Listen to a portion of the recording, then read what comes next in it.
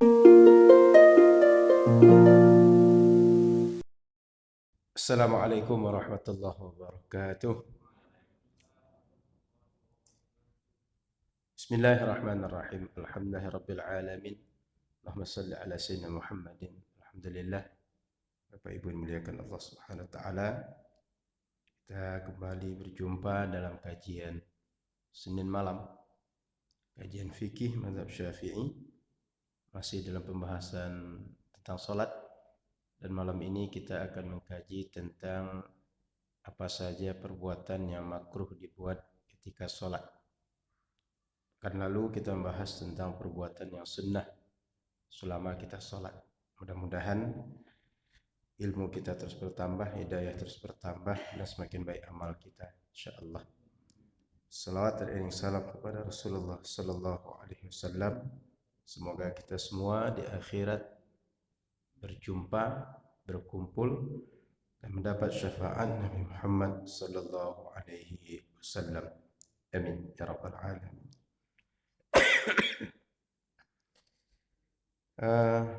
Bapak Ibu muliakan Allah Subhanahu wa taala, kita sudah berada di awal bulan Zulhijjah. Maka di awal bulan Zulhijjah ini, terutama 10 pertama bulan Zulhijjah, sebaiknya kita perbanyak amal saleh. Apapun amal saleh bisa kita buat. Mungkin sholat secara amal pribadi, atau baca Al-Quran, atau zikir, atau sedekah, atau amal-amal soleh yang lain. Dan lebih baik lagi bila kita berkurban. Alhamdulillah, di sini ada berapa orang peserta kurban? Setara berapa sapi? 10 kurang 2, 10 setara 10 ekor sapi kurang 2 ekor kambing. Alhamdulillah, kami juga di Yayasan Tawakaf Umat sudah terkumpul 19 ekor sapi lebih kurang untuk prioritas daerah pedalaman dan pinggir Pekanbaru. Tadi sudah ditransfer sebagian besar untuk mulai dibeli agar nanti di Idul Adha kita punya stok penyembelihan. Ada yang Kampar Kiri Hulu seperti ke Aur Kuning, Gema, kemudian suku Talamama, kemudian suku Akit, kemudian suku Akitnya ada suku Akit Penyalai, ada suku Akit Laut di daerah Meranti, kemudian suku pedalaman lain yang bisa kita jangkau, insyaallah. Tahun lalu sekitar 22 ekor yang kita salurkan, hampir 23 ekor kerbau atau sapi. Kebanyakannya adalah sapi. Tahun ini baru 19 yang terkumpul. Biasanya injury time itu banyak yang ikut partisipasi. Baik, semoga kita semua dimudahkan Allah beramal saleh, insyaallah. Baik Bapak Ibu yang dirahmati Allah Subhanahu wa taala, apa saja yang makruh kita buat dalam salat? Makruh ini adalah ma talaba syari'u tarkahu talaban ghairi jazim. Setiap perbuatan yang dikehendaki syariat untuk kita tinggalkan, tetapi perintahnya tidak setegas yang haram. Maknanya bila kita buat masih boleh, namun lebih baik ditinggalkan. Sehingga 5 hukum yang kita kenal, ada wajib, ada mandub atau sunnah, ada mubah, ada makruh, ada haram. 4 boleh dibuat, 1 tidak sama sekali. Tapi yang 4 ini yang mesti dibuat wajib, yang sebaiknya dibuat adalah sunnah, yang sama saja dibuat dengan ditinggalkan adalah mubah, dan sebaiknya ditinggalkan sama sekali makruh. Dan harus ditinggalkan adalah haram. Hukum yang kita kenal 5. Dalam sholat juga ada makruh itu. Maka Bapak Ibu yang dimuliakan Allah Subhanahu wa taala, di antara makruh di dalam sholat itu pertama adalah al-iltifatu fi sholati bil unuq. Melengah, menoleh dengan kepala kita, tapi bukan dengan badan. Karena yang menjadi standar kita menghadap kiblat itu adalah arah dada kita. Selama kita berdiri masih dada kita mengarah ke kiblat, dihitung ini mengarah kiblat. Maka kalau ada orang menoleh kiri kanan, atas bawah, ini perbuatan makruh. Dan ini bisa menghilangkan khusyuk dalam salat. tapi tidak membatalkan. Karena kita ini sudah tabiat, semakin banyak yang kita lihat, semakin banyak perhatian, semakin banyak pikiran. Semakin fokus yang kita lihat, semakin tidak terganggu, tak terpecah pikiran kita. Itu siapapun begitu. Itu sebabnya mata ini kalau bisa jangan diperturutkan melihat apapun. Sebagiannya ditahan, sebagiannya dikendalikan. Kenapa? Kalau dia diperlihatkan atau semuanya dia lihat, setiap yang dia lihat dia pikirkan, setiap yang dia lihat akan masuk ke memori. Kalau tidak dipikirkan saat itu nanti akan terbawa. Itu sebabnya juga kalau laki-laki jangan sampai lihat aurat perempuan. Apa sebab? Itu akan terpikirkan, akan mengganggu memori, akan terbawa sholat. Terbawa sholat, hilang khusyuk. Tapi ketika kita bisa lihat, kita tahan. Ketika sholat tidak akan terganggu sehingga terasa nikmatnya sholat, nikmatnya berzikir, nikmatnya tidur, nikmatnya berhadapan dengan orang. Tak terpikir hal-hal lain yang mengganggu pikiran kita. Seperti virus. Maka jangan melengah-lengah dalam sholat. Kemudian dalam hadis diriwayatkan anna Rasulullah sallallahu alaihi wasallam qala la yazalu Allah azza wa jalla muqbilan ala 'abdihi fi salati ma lam yaltafit fa idza iltafata insarafa anhu. Allah akan menghadap kepada seorang hamba selama hamba itu menghadap kepadanya. Tapi kalau sudah menoleh, Allah pun tinggalkan memandang dia. Maka Bapak Ibu yang dimuliakan Allah Subhanahu wa taala, ini anjuran kepada kita ketika sholat fokus hanya kepada Allah, tidak kepada yang lain. Di luar sholat nanti balik lagi untuk memikirkan yang lain. Tapi ketika sholat satu-satunya kita pikirkan, kita menghadap hanya Allah saja, tidak ada yang lain. Kemudian dalam hadisnya dikatakan bahwa kata Sayyidah Aisyah, sa'altu Rasulullah sallallahu alaihi wasallam anil iltifati fi shalah. Rasul lengah-lengah melihat kiri kanan dalam salat itu gimana? Atas, angguk, bawah itu bagaimana? Qal fa huwa ikhtilasun yakhtalisuhu syaitan min salatil abdi. Itu bagaikan pencuri yang dia dilakukan oleh syaitan kepada seseorang dalam salatnya. Hatinya ditarik oleh syaitan untuk memikirkan yang lain, untuk keluar dari kepada Allah Subhanahu wa taala dan terkoneksi dengan Allah. Maka jangan diperturutkan. Sehingga sunnah hukumnya bila kita sholat itu menghadap kepada satu tempat sujud saja. Supaya apa? Membuat kita khusyuk dalam sholat dan tak terbagi pikiran kita, tak terganggu oleh banyak hal di sekitar kita. Timbul pertanyaan bagaimana kalau kita perlu untuk melengah. Contoh, kita tak bisa tinggalkan anak. Anak ini awalnya dia mungkin tidur, awalnya mungkin bisa duduk tenang, tapi entah kenapa dia bergerak. Sementara di dekat kita ini atau di pinggir masjid kita ini jalan, kayak kita ini jalan, apalagi jalan sibuk. Anak ini kalau tidak kita perhatikan segera, jangan-jangan dia segera lari ke jalan, ditabrak mobil. Apa yang kita buat? Dalam hadis dikatakan, "Thuwiba bis-shalah." Lamma rawa Sahal bin Hanzalah qala thuwiba bis-shalah, yakni salat as-subh. Faja'ala Rasulullah sallallahu alaihi wasallam yaltafitu ila asy-syi'b. Qala Abu Daud wa kana arsala farisan ila asy-syi'bi min al-lail yahrus. Wa lima rawa Ibnu Abbas radhiyallahu ta'ala anhuma anna an-nabiy sallallahu alaihi wasallam kana yaltafitu fi salati yaminan wa shimalan wa la yalwi 'unuqahu khalfa dhahrihi. Rasul sallallahu alaihi wasallam itu pernah ketika salat itu menengok kepada sebuah kampung. Apa sebab? Ketika itu terjadi seorang penunggang kuda datang untuk memata-matai. Sehingga Rasul tengok, siapa yang datang? Karena kalau kita sholat semua, nggak ada yang perhatikan itu, otomatis kita nggak ketahuan siapa yang datang ini. Rasul pernah melakukan itu. Maka para ulama menyebut makruh hukumnya. Kalaulah dia haram, Nabi tak akan lakukan. Jadi Rasul melakukan lengok kiri kanan itu menunjukkan dia boleh dibuat, tapi makruh untuk dibuat. Sebaiknya jangan dilakukan. Baik, itu yang pertama. Yang kedua, raf'ul basari ila sama. Yang makruh yang kedua adalah menengok ke langit. Tak apa kena nengok. Halu kata orang sekarang. Tidak fokus. Entah apa yang dipikirkan. Entah takut besok tak makan, entah takut besok tak Idul Adha. Pokoknya nengok-nengok ke atas. Atau nunggu jangan-jangan jatuh emas di atas.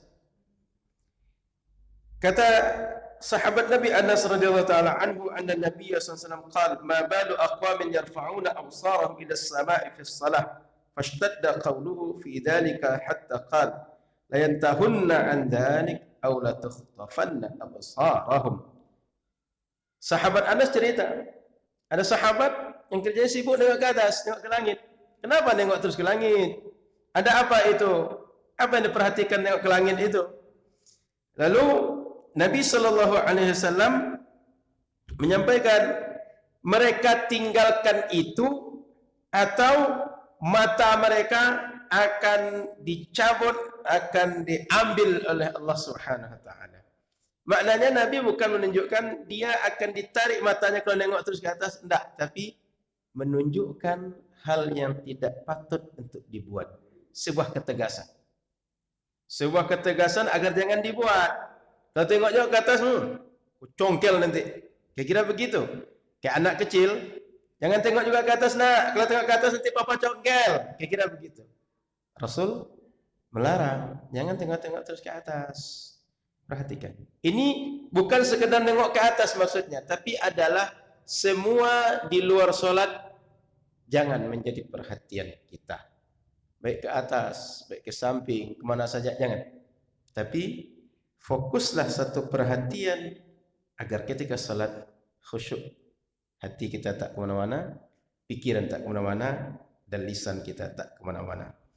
Maka dalam Al-Quran Sayyiduna Abu Hurairah mengatakan anna Nabi sallallahu alaihi wasallam kana idza shalla rafa'a basarahu ila as-sama' fanazala qad aflaha al-mu'minun alladhina hum fi salatihim khashi'un fata'ta ra'sah. Rasul dulu pernah salat itu nengok ke atas.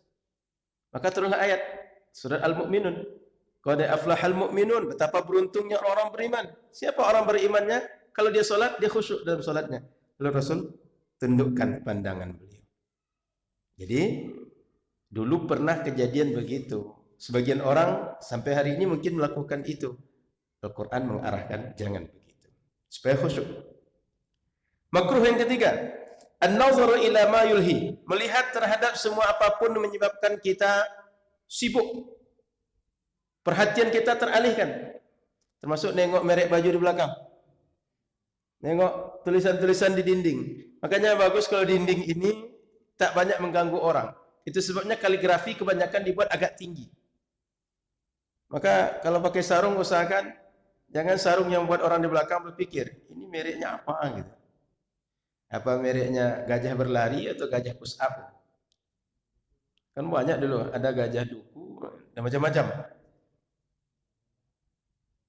Sehingga kadang-kadang dulu ada baju itu, baju kaos, tulisannya macam-macam. Tentang anak muda, tentang ekonomi, tentang dapur, tentang nostalgia sekolah, reuni, tentang kampung, macam-macam. Tulisan belakang itu. Sehingga kalau orang sholat kerjanya macam baca skripsi atau baca buku novel. Tengok samping, lain lagi tulisan. Satu lagi, lain lagi tulisannya. Sehingga ketika sholat itu, satu-satunya yang tak diingat adalah Allah. Tulisan baju itu semua dibacanya. Lalu lagi ditengok, ini dasar bajunya bagus nih, branded atau tidak. Ini kotak-kotaknya nampaknya kurang serasi warnanya. Bagus kalau yang sebelah sana merah, yang itu biru gitu.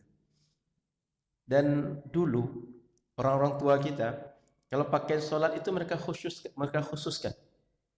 Tidak setiap pakaian dibawa untuk sholat. Itulah sebabnya orang Melayu ini kalau sholat dia pakai kain sarung. Pakai baju ada teluk belanga atau baju koko atau baju gamis atau baju jubah, dan ibu-ibu pakai mukena. Dulu mukena ibu-ibu itu putih semua kan, Bu? Sekarang baru macam-macam. Tidak kalah heboh dengan motif kain sarung bapak-bapak.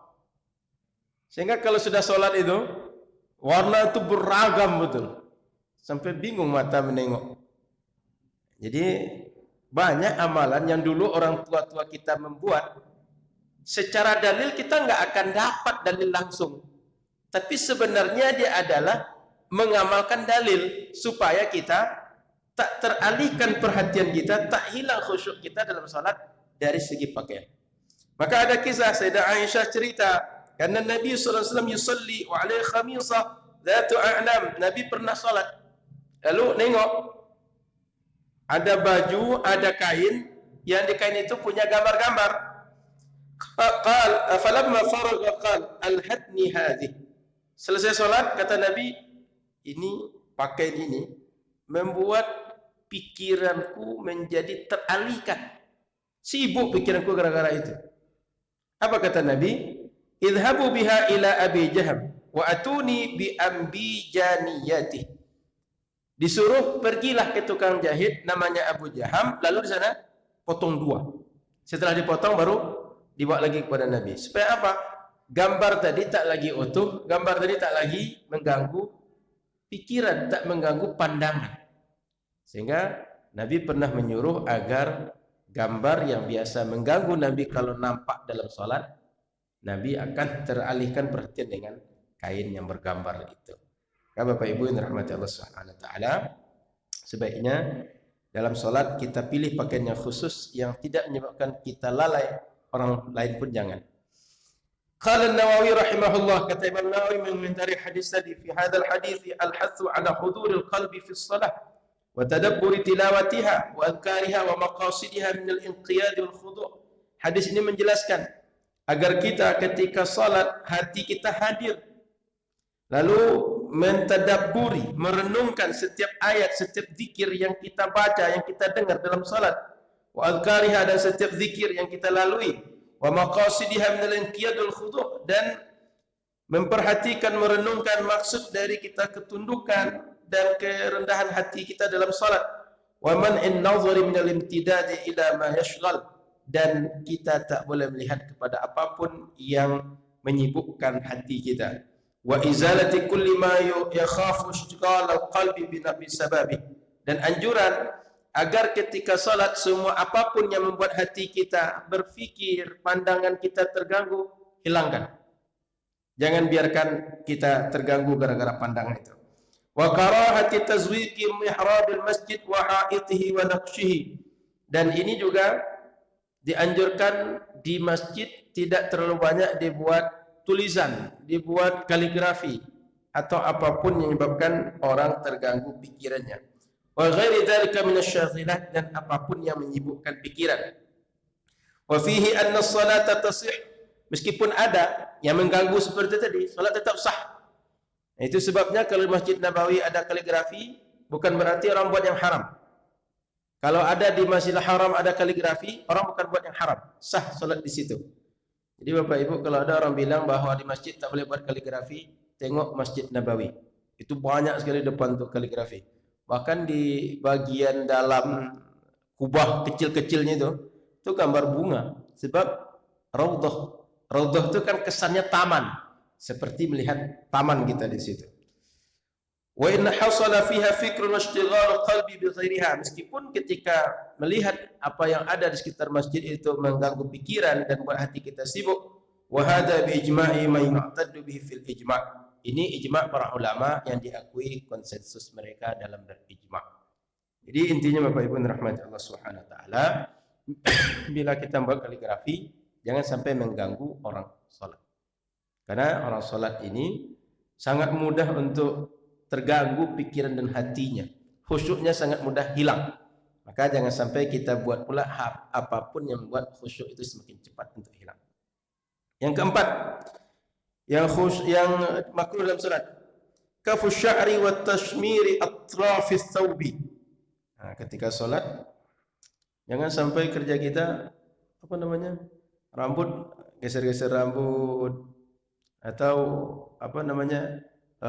pegang-pegang jenggot, atau kadang-kadang ada yang gitu kan, sibuk megang-megang bulu jambang, jenggot. Kan ada orang gitu kan? Atau non salat lipat-lipat baju kerjanya. Atau ya kan? Jangan sibuk untuk hal-hal seperti itu. Karena hal seperti ini bisa menghilangkan khusyuk kita. Ada begitu dalam salat kan? Jangan sibuk dengan hal-hal yang seperti itu. Maka jangan sibuk dengan bulu-bulu di badan dan melipat-lipat baju, karena hal tersebut bisa mengganggu kesyu'uan salat kita. Kemudian Bapak Ibu rahmati Allah Subhanahu wa taala, dalam salat itu dikatakan bahwa umirtu an asjuda ala sab'ati a'zum wala akuffa thawban wala sya'ran. Maka dalam salat aku disuruh untuk sujud dengan 7 anggota sujud dan tidak sibuk dengan melipat-lipat pakaian dan mengurus bulu-bulu yang ada di badan ketika salat. Makruh yang kelima, wad'ul yadi 'ala al-khasirah.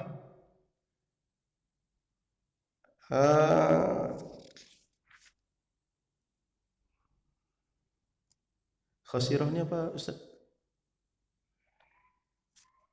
Apa bahasa Arab khasirah ni? Saya lupa.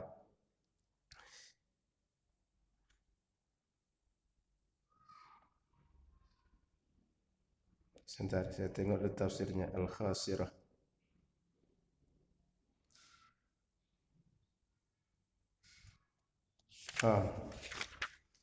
Dalam salat makruh hukumnya apabila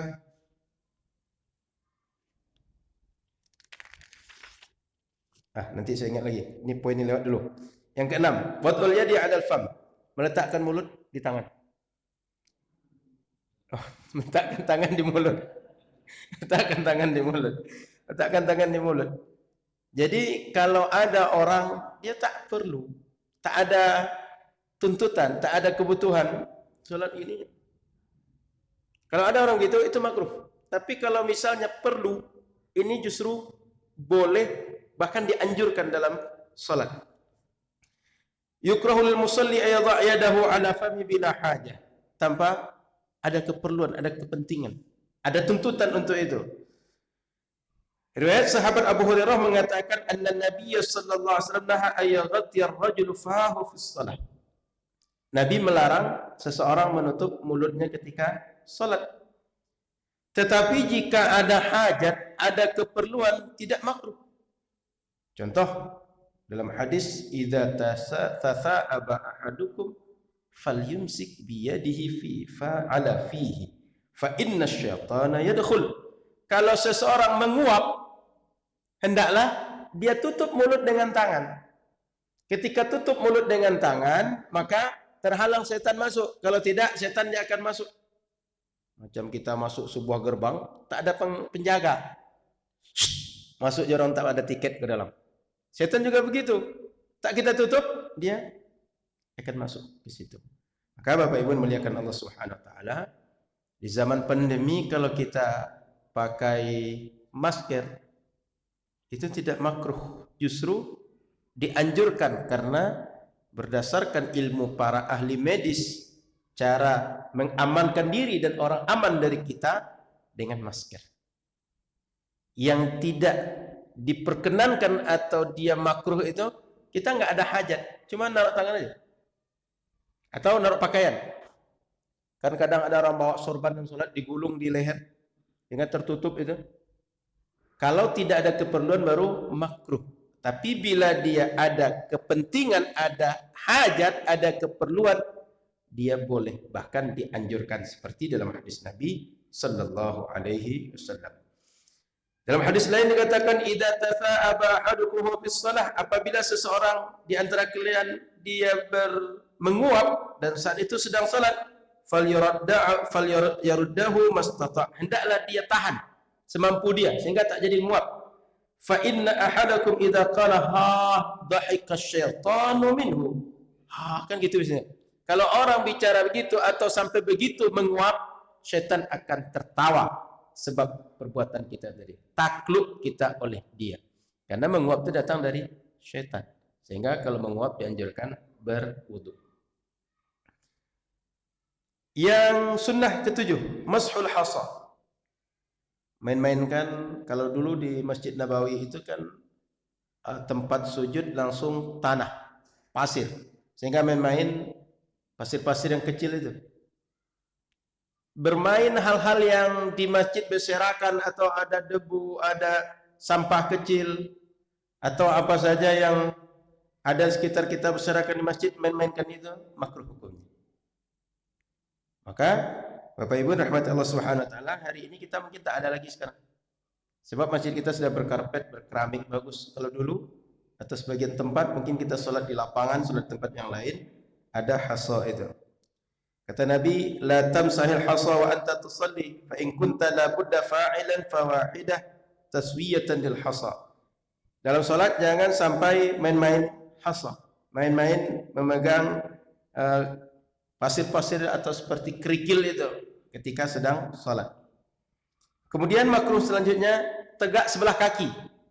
Kayak di kampung itu tegak itik. Kalau kami terlambat masuk kelas, itu tegak itik misalnya 5 menit atau agak 15 menit, ya Pak ya. Tegak itik. Apa Pak?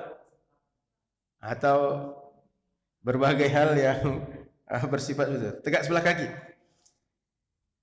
Karena kalau tegak dengan sebelah kaki itu kita nggak akan tenang, nggak akan fokus berdiri, sehingga nggak akan khusyuk. Sehingga dalam sholat Bapak Ibu tidak sunnah hukumnya berdiri itu kaki ngangkang-ngangkang enggak, atau dirapatkan betul tidak. Yang sunnah itu kalau berdiri kaki kita renggang sedikit, mungkin sejengkal atau sekepal kita. Karena orang kalau berdiri dengan kondisi itu, kata orang sekarang PW, dia tenang, enak, dia stabil, berdiri lama bisa. Tapi kalau ngangkang itu nggak akan bisa orang berdiri lama gitu. Karena ada orang kalau sholat itu ngangkang lama besar kan? Sunnah itu bukan begitu.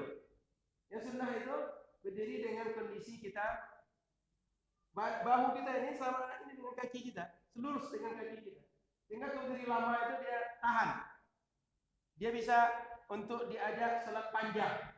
Tapi kalau begini, ini nggak nyaman. Begini, ini kan dikit seorang sambil kan?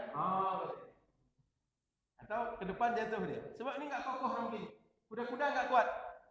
Maka dianjurkan berdiri dengan posisi yang proporsional, tidak terlalu lebar, tak terlalu kecil. Sunnahnya begitu.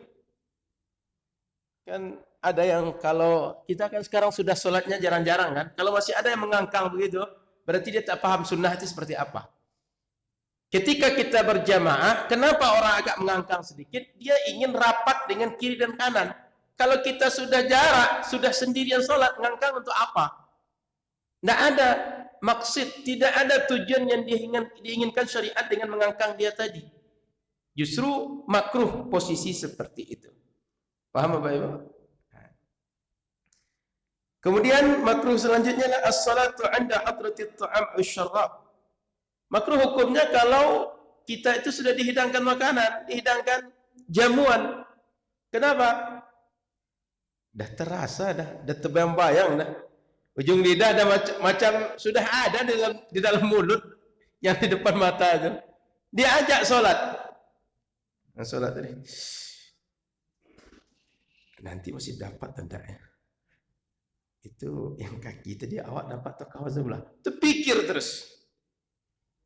Maka sholat tetap dikerjakan tapi tanpa ruh. Hanya gerakan fisik, gerakan mulut. Hatinya tidak ada dalam sholat. Sementara kata Imam Nawawi tadi, dianjurkan dalam satu hudurul qalbi. Hati kita hadir dalam sholat kita.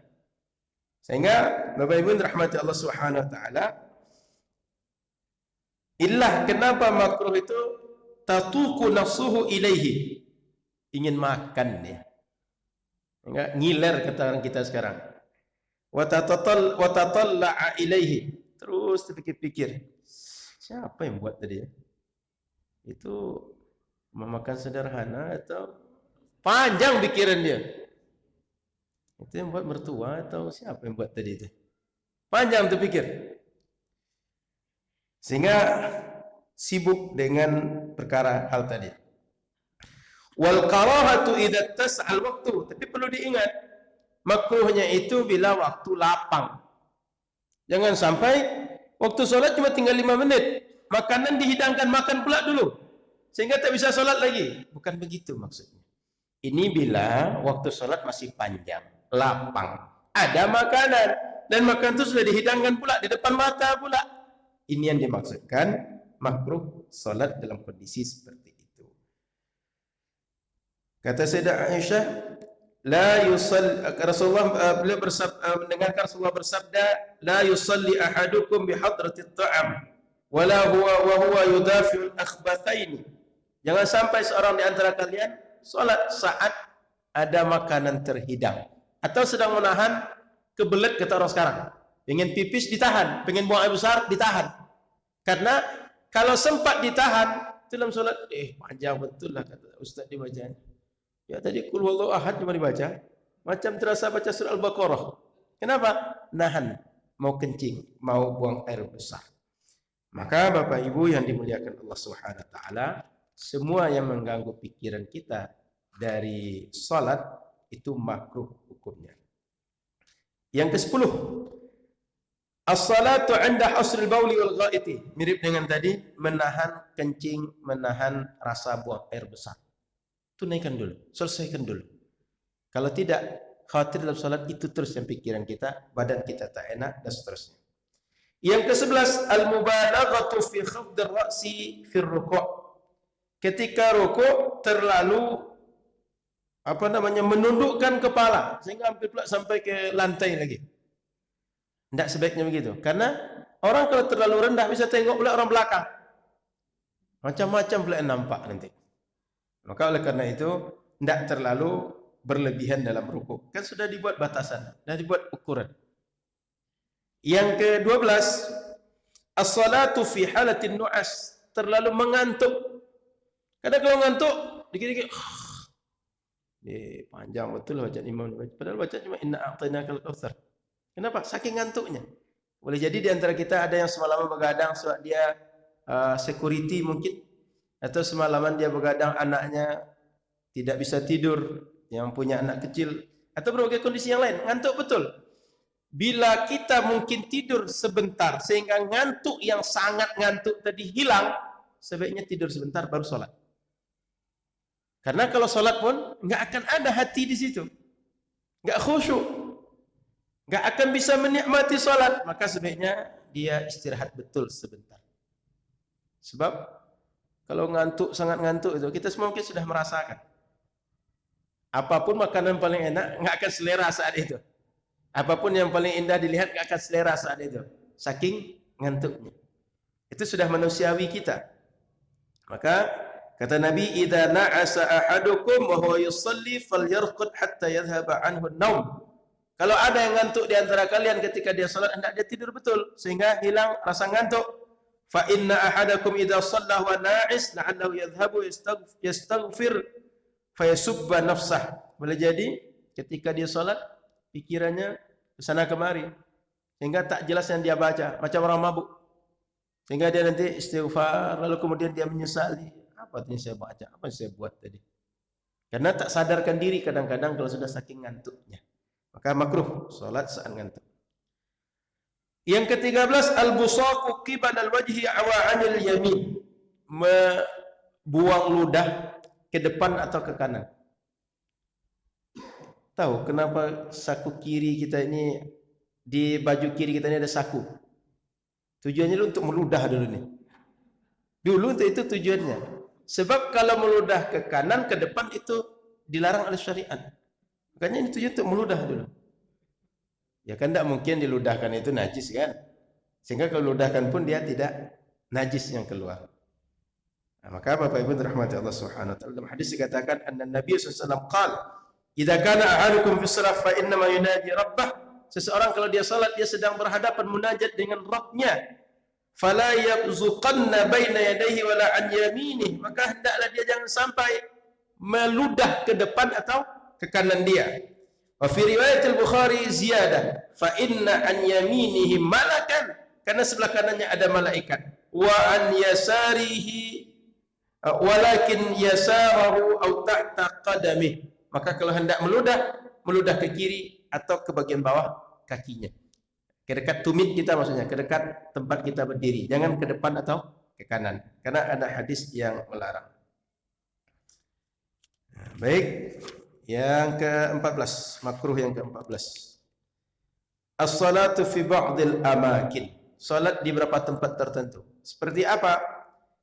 Lima zannati wujudin najasati fi ba'dihha, karena ada kemungkinan tempat tersebut najis berserakan dan kita tidak tahu atau kita tak usah hati-hati dengan najis itu. Contoh, al-aswaq di pasar. Apalagi pasar itu tempatnya becek. Atau tempat orang biasa jual daging, jual ikan yang najisnya kadang-kadang sulit kita kendalikan. Air kadang-kadang terpercik ke sana kemari. Atau orang kalau berjalan itu karena becek itu nanti akan kena orang di sampingnya. Atau di tempat apa namanya tempat penumpukan sampah itu? TPA. Tempat TPA atau tempat-tempat yang RPH. RPH itu tempat penyembelihan hewan itu, rumah penyembelihan hewan, tempat-tempat seperti itu. Karena kita tidak bisa memastikan tempat kita bersih sepenuhnya atau bebas dari kotoran yang berserakan atau dekat sekitar kamar mandi. Kita nggak tahu najis sampai kemana. Atau di pinggir-pinggir jalan yang kemungkinan tempat itu orang banyak lewat dan kotor, orang tak peduli dengan kebersihannya. Termasuk juga kalau misalnya di sebagian kedai bagian toko, udah malam hari itu pusingnya minta ampun. Entah siapa yang buang air sembarangan. Nah, tempat-tempat seperti itu. Jangan sampai kita sholat di tempat itu, karena kalaulah tak ada najis tapi dia bau atau sesuatu tak menyenangkan kita secara fisik, itu kita nggak khusyuk sholat di situ. Kan bayangkan saja, kita sujud dekat kita itu pusing. Kita sujud dekat kita ada sampah, yang sampah itu mungkin ada belatung atau mungkin keluar aroma yang sangat tajam. Tidak khusyuk orang salat di tempat seperti itu. Kemudian selanjutnya as-sukut. Yukrahu sukut fi shalah illa fi hal istima'i qiraati imami. Falau sakata fi ruku'i wa sujudi. Panjang salat diam saja. Diam dalam artian bukan berarti tak baca bacaan salat, tapi tak membaca apapun, hanya rukun-rukunnya saja. Padahal salat itu sepanjang salat adalah waktu berzikir, waktu berdoa, waktu istighfar, waktu munajat. Sayang kalau tak digunakan untuk berzikir. Bukan berarti salat itu harus mingkem saja, tak baca apapun, bukan begitu. Tapi di waktu berzikir kita tak berzikir sama sekali. Kemudian Bapak Ibu rahmati Allah Subhanahu wa taala, makruh yang selanjutnya adalah main-main tangannya. Apa namanya bahasa Indonesianya? Tashbikil asabi' dalam bahasa Arabnya. Ginikan tangan. Itu aja. Gitu. Sibuk gitukan tangan. Di luar salat juga makruh, dalam salat apalagi. Kata Nabi, "Idza thuwiba bis salati fala ta'tuha wa antum tas'auna wa atuha wa 'alaikumus sakinah. Fama adraktum fasallu wa ma fatakum fa atimmu. Fa inna ahadakum idza kana ya'midu ila salati fa huwa fis shalah." Jadi kalau salat kita sebaiknya apabila mendatangi salat dalam keadaan tenang, dalam salat juga begitu. Jangan sampai mendatangi salat itu tenang, dalam salat kita justru sibuk. Mendatangi salat suruh tenang, dalam salat justru enggak tenang. Mestinya salat itu tenang, mendatangi juga tenang. Jangan sampai kita sibuk oleh yang lain. Nah, ini Bapak Ibu yang dirahmati Allah Subhanahu wa taala, di antara makruh kita buat dalam salat.